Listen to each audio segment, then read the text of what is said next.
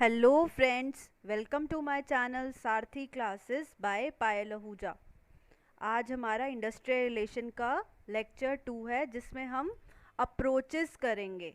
Approaches to industrial relation, जैसे pluralistic approach होगा, unitary approach, है ना। ये सारी अप्रोचेस हम आगे पढ़ेंगे।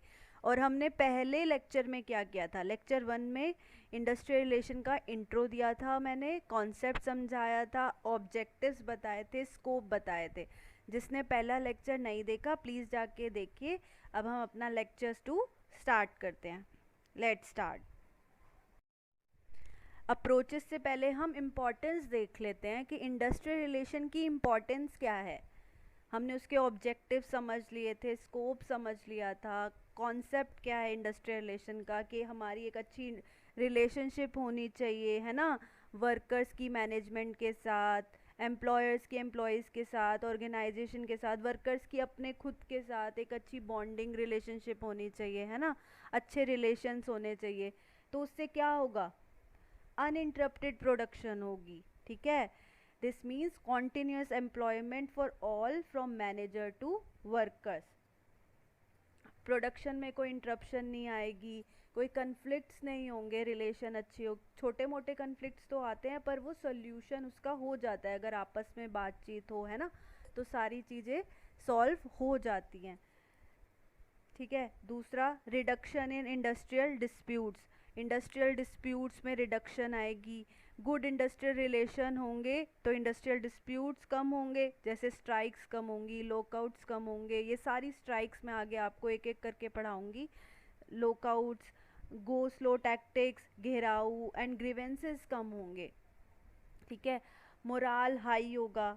Employees work with great zeal with the feeling in mind that the interest of employer and employees is on and the same, that is to increase production। उनका एक कॉमन इंटरेस्ट होगा कि हमें क्या करना है, प्रोडक्शन इंक्रीज करनी है। वो अगर एम्प्लॉयर एम्प्लॉयज़ को अच्छा अप्रिशिएट करेंगे, दोनों की बॉन्डिंग अच्छी होगी, तो एम्प्लॉय भी बहुत अच्छे से ग्रेट जील से काम करेगा। उसके मन में भी वही फीलिंग होगी जो एक एम्प्लॉयर के मन में होती है कि हमें क्या करनी है, अपनी कंपनी को ग्रो करना है, प्रोडक्शन इंक्रीज करनी है, ठीक है।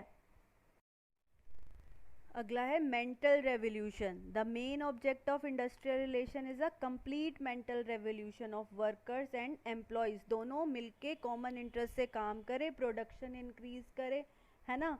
और न्यू प्रोग्राम जैसे ट्रेनिंग फैसिलिटीज़ दे दी, लेबर वेलफेयर फैसिलिटीज़ दे दी, अप्रेजल दे दिया, अप्रिसिएशन दिया एम्प्लॉयज़ को, तो उनके अंदर भी एक अच्छा डेडिकेशन आ जाता है कि काम करने के टुवर्ड्स।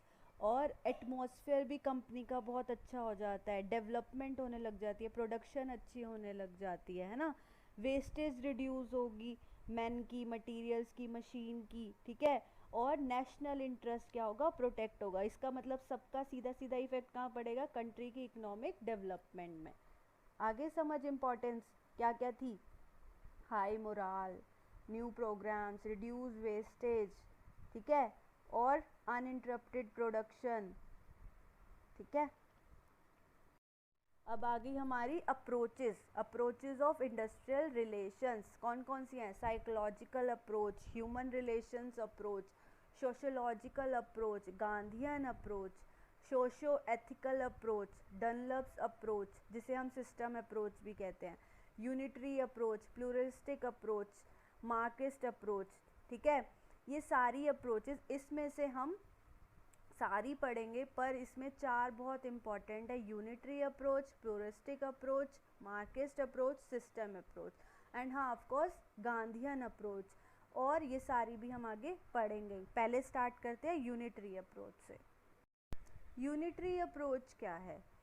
इसमें क्या हम पहले क्या क्या देखेंगे, इसमें कंसिडरेशंस किस क्या क्या है, कन्फ्लिक्ट्स क्या क्या हो सकते हैं, फोकस किस पे होना चाहिए हमारा, मैनेजमेंट क्या करेगी, यूनियन होनी चाहिए नहीं होनी चाहिए, सॉल्यूशन क्या है, ठीक है। तो हमारा कंसिडरेशन क्या है कि every one benefits when the focus is on common interest, ठीक है। सबका एक कॉमन इंटरेस्ट होगा, म्यूचुअल गोल्स होंगे, काम इकट्ठा करेंगे, एक ही पर्पस होगा। जैसे देखो, a core assumption of unitary approach is that management and staff and all members of the organisation share the same objectives, ठीक है, कि हमने अपनी कंपनी को ग्रो करना है, प्रोडक्शन इंक्रीज करनी है, common interest and purposes, working together hand in hand towards the shared mutual goals. Okay, unitarism has a paternalistic approach where it demands loyalty of all employees. ये क्या demand करता है? Employees की loyalty को demand करता है कि सब इकट्ठे होके हैंड इन हैंड वर्क करें, म्यूचुअल गोल्स जो हैं उनके वो कॉमन इंटरेस्ट हो, उनका कॉमन ऑब्जेक्टिव हो, एक ही पर्पज़ हो, मैनेजमेंट का भी और स्टाफ का भी, क्या कि हमें अपनी कंपनी को क्या करना है, ग्रो करना है, ठीक है। और कन्फ्लिक्ट्स कहाँ आ सकते हैं? और इसमें कन्फ्लिक्ट्स बहुत टेम्परेरी होते हैं, जो क्या होता है, किस लिए होते हैं, पुअर मैनेजमेंट की वजह से होते हैं। और इसे सॉल्यूशन कैसे कर सकते हैं हम? बेटर कम्युनिकेशन से। हम मैनेजमेंट स्टाफ अच्छे से बात करेगा एक दूसरे से, प्रॉब्लम की सॉल्यूशन निकल जाएगी। फोकस क्या है? Organisational culture. और management only one source of authority है यहाँ पर, मैनेजमेंट, ठीक है। और अब सेकंड आती है हमारी प्लूरिस्टिक अप्रोच। इसमें क्या लिखा है? The organisation is perceived as being made up of powerful and divergent sub groups, management and trade unions. Two parties इसमें वर्क कर रही हैं, है ना, मैनेजमेंट और trade union. This approach sees conflicts of interest and disagreements between manager and worker over the distribution of profits as normal and inescapable, ठीक है। There is a greater propensity for conflict rather than harmony. अब हम क्या पढ़ेंगे इसमें? Consideration क्या है इसमें? डिफरेंट इंटरेस्ट होंगे, ठीक है, डिस्टिंक्ट ग्रुप्स हैं क्योंकि दो पार्टीज हैं, उनके अपने अपने एम्स होंगे, ऑब्जेक्टिव्स होंगे, है ना, प्रॉफिट्स उनके अलग होंगे। एम्प्लॉयर चाहता है मुझे ज़्यादा प्रॉफिट चाहिए, तो इसलिए वो एम्प्लॉय से ज़्यादा काम कराएगा। एम्प्लॉय चाहता है मुझे भी तो, मेरे इंटरेस्ट को भी तो सेफ गार्ड करो, मेरे को भी तो फैसिलिटीज़ दो। अब अगर मैं अच्छा काम कर रहा हूँ तो मुझे भी तो अप्रिशिएशन मिलनी चाहिए, अप्रेजल मिलना चाहिए, है ना। पर एम्प्लॉयर इसमें क्या चाहेगा? नहीं, मेरे को प्रॉफिट होना चाहिए, ठीक है। कन्फ्लिक्ट्स क्या है? इनविटेबल हैं, ठीक है, रैशनल है, वो होने ही हैं। फोकस एम्प्लॉयज़ प्रोटेक्शन, इसमें फोकस किस पे है? एम्प्लॉय के प्रोटेक्शन पर, उनके इंटरेस्ट को सेफ गार्ड करना है हमने। और मैनेजमेंट मीडिएटर होनी चाहिए, मैनेजमेंट इज़ टू मीडिएट, उन्हें मीडिएट करना चाहिए, ठीक है। और यूनियन क्या करेगी? यूनियन होनी चाहिए, और वो क्या करेगी? प्रोटेक्ट करेगी इंटरेस्ट को, एंड डिसीजन मेकिंग को क्या करेगी? इन्फ्लुएंस करेगी। सॉल्यूशन कलेक्टिव बार्गेनिंग, ठीक है। कलेक्टिव बार्गेनिंग बहुत अच्छा टॉपिक है जो हम आगे अच्छे से पढ़ेंगे। कलेक्टिव बार्गेनिंग मतलब मिलके बैठो, बात करो, सॉल्यूशन निकालो, है ना, यही सब। और अगर इससे भी नहीं होता फिर कॉन्सिलिएशन करो, फिर अगर कॉन्सिलिएशन से भी नहीं होता फिर आर्बिट्रेशन, फिर हम गवर्नमेंट के पास जाएंगे, ठीक है।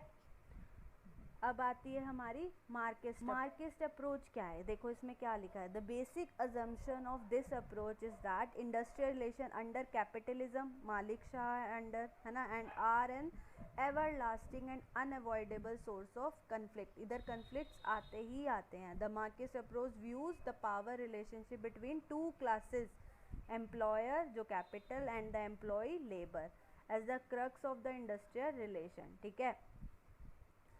इस थ्योरी की वीकनेस क्या है? कि नैरो इन अप्रोच, ठीक है, as it views industrial relation as a product और outcome of the industrial conflict.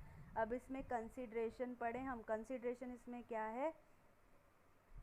कि इनइक्वल डिस्ट्रीब्यूशन है वेल्थ और पावर का। अभी यही बता दिया कि ये कैपिटलिज्म है, यहाँ पर मालिक नौकर का सिस्टम दिया गया है। एम्प्लॉयर मालिक हो गया, मैनेजमेंट मालिक हो गया कि मैं हूँ, मेरे अंडर ही सब काम करेंगे, और अब वो सिर्फ क्या चाहते हैं? अपना प्रॉफिट चाहते हैं, ठीक है। वो एम्प्लॉयज़ को नहीं देख रहे, लेबर को नहीं देख रहे, है ना। और तो इसमें कन्फ्लिक्ट्स आते ही आते हैं, ठीक है। इनविटेबल है कन्फ्लिक्ट्स, तो अनअवॉइडेबल है। और फोकस क्या होना चाहिए? अगेंस्ट कैपिटलिज्म, हमें कैपिटलिज्म के अगेंस्ट जाना चाहिए, क्योंकि हमें एम्प्लॉयर्स की भी इंटरेस्ट को सेफगार्ड करना है ना। मैनेजमेंट, हाँ, मार्क्स ने सरप्लस ऑफ लेबर का कॉन्सेप्ट दिया था। सरप्लस ऑफ लेबर मतलब अगर किसी लेबर ने 200 रुपये का काम किया है, 300 रुपये का काम किया है ना दिन का, पर कैपिटलिज्म है ना, तो उसका मालिक उसको कितना देगा, आधे पैसे देगा, और जो पूरा उसका प्रॉफिट में चला जाएगा। ठीक है, वो इंटरेस्ट नहीं देख रहे एम्प्लॉयज़ का। ठीक है, और क्योंकि यहाँ नैरो अप्रोच है, सिर्फ प्रॉफिट देखा जा रहा है। सॉल्यूशन क्या है, चेंज ऑफ सोसाइटी। हमें माइंड चेंज करना चाहिए, सोसाइटी का रेवोल्यूशन लाना चाहिए। ठीक है, चलो आगे चलते हैं। Human relations approach. Major problem in industrial relations arises out of a tension which is created because of the employer's pressure and workers' reaction, protest and resistance to these pressure through protective mechanism in the form of workers, organization, associations and trade union. Means इसमें major problem कहाँ आ जाती है relations में, जब employer क्या करने लग जाए, प्रेशर देने लग जाए वर्कर्स पे। वो काम कर भी रहे फिर भी उन पे एक प्रेशर आ जाता है कि नहीं, आज का टारगेट तुम्हें इतना कंप्लीट करना है तो करना है। ठीक है, तो ऐसे में वो इन चीज़ों से इरिटेट हो जाएंगे, उनको प्रेशर वो रजिस्ट करेंगे। रजिस्ट करने के लिए वो क्या करेंगे, ऑर्गेनाइजेशन वर्कर्स की होती है, एसोसिएशंस होती है, ट्रेड यूनियंस होती है, वो क्या करती है, स्ट्राइक करती है, फिर प्रोटेस्ट करती है ना। तो इसको रिजॉल्व करने के लिए कन्फ्लिक्ट्स को हमें क्या करना चाहिए, ह्यूमन बिहेवियर को अंडरस्टैंड करना चाहिए, समझना चाहिए, चाहे वो एक इंडिविजुअल हो या ग्रुप ऑफ इंडिविजुअल्स हो, है ना। हमें समझना है, किस किस को समझना है, एम्प्लॉयर को समझना है कि उसके एम्प्लॉयज़ चाहते क्या है उससे, यूनियन लीडर को अपने समझना चाहिए, गवर्नमेंट को समझना चाहिए, है ना। ह्यूमन बिहेवियर को अंडरस्टैंड करेंगे जब भी ये कन्फ्लिक्ट्स रिजॉल्व हो जाएंगे। अब the system approach. System approach किसने डेवलप की, जेपी डनलप।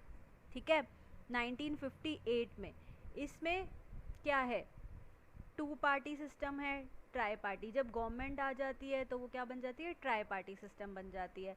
अब दो होती हैं तो यूनियन और मैनेजमेंट की बात हो रही है। अब इसमें 3 एक्टर्स इन्वॉल्व हैं, कौन कौन से, यूनियन, मैनेजमेंट, गवर्नमेंट। ठीक है, और हमें सिस्टम से आप क्या समझते हो, कंप्यूटर में क्या होता है, एक इनपुट डाला, प्रोसेसिंग हुई, आउटपुट निकला। ऐसे ही इसमें क्या है कि एनवायरमेंटल फोर्सेस जैसे हमारे मार्केट और बजटरी रिस्ट्रेंट हो गए, टेक्नोलॉजी हो गई, distribution of power in society हो गई, ये सारे हमारे इनपुट्स हो गए। फिर प्रोसेसिंग कौन कर रहा है, यूनियन, मैनेजमेंट, गवर्नमेंट। ये हमारे लिए रूल्स बनाएंगी, रेगुलेशंस बनेगी, है ना, प्रोसेसिंग होगी, पॉलिसीज़ बनेंगी, तो फिर हमारे पास क्या आ जाएगा, उसके आउटपुट आ जाएंगे, हमारे पास रूल्स आ जाएंगे कि वर्क प्लेस पे हमें काम क्या क्या होना चाहिए, हमारी वेजेस कैसे हमारी होगी, पेमेंट ऑफ ग्रेच्युटी कैसे हम कैलकुलेट कर सकते, ये सारे हमारे पास रूल आ जाते हैं। ठीक है, तो इसमें इस सिस्टम अप्रोच में 3 एलिमेंट्स है, इनपुट, प्रोसेस एंड आउटपुट। और actors in the system are managers, workers and their representatives और गवर्नमेंट। ओके, आ गया समझ।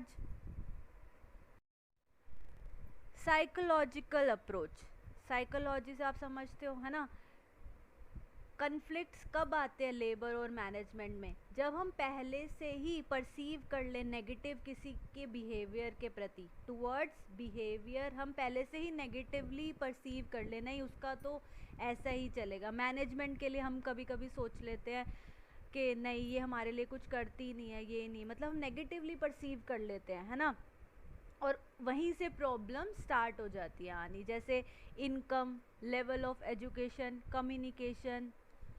कम कम्युनिकेशन होगी तो हम एक दूसरे का हमें पता ही नहीं चलेगा, है ना। Values, belief, custom, goals of persons and groups, ये सारी किस में आ जाती है, साइकोलॉजिकल अप्रोच में आ जाती है। ओके, सोशोलॉजिकल अप्रोच क्या होती है, अब सोशो मतलब सोसाइटी से रिलेटेड, तो industry is inseparable from the society, है ना।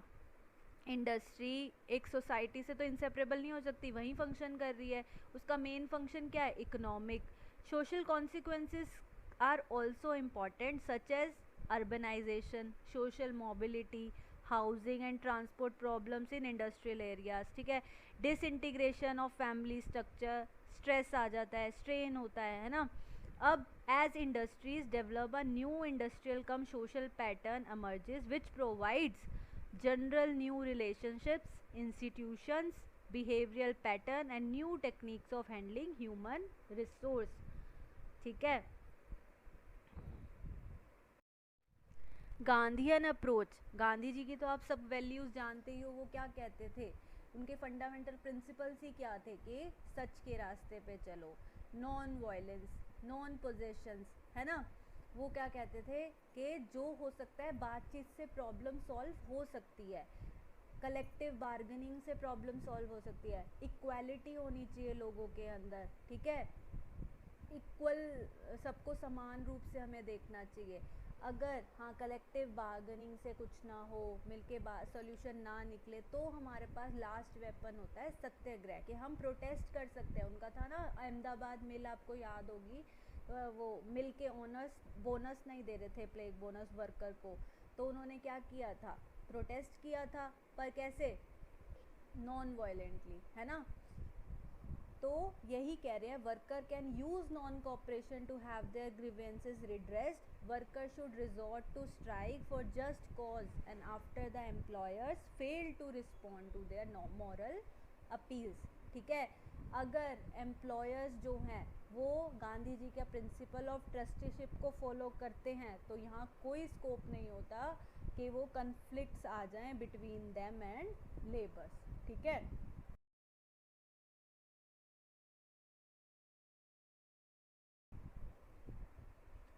आगे चले.